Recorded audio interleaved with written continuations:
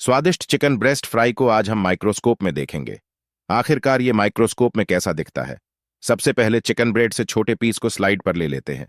फिर microscope lens में अच्छे से सेट करते हैं ताकि माइक्रोस्कोप लेंस में अच्छा व्यू मिल सके। आगे देखने पर कुछ ऐसा दिखा जिसे देखकर आप चौंक जाओगे, पर उसे देखने से पहले आप इन तस्वीर में किसे चुनोगे? मां से प्यार करते हैं तो सब्सक्राइब करें और पैसा वाले लाइक करें। फाइनली 40x जूम पर 100x जूम पर लास्ट में 400x जूम पर कुछ ऐसा दिखा जिसे आप देख ही रहे हो। अब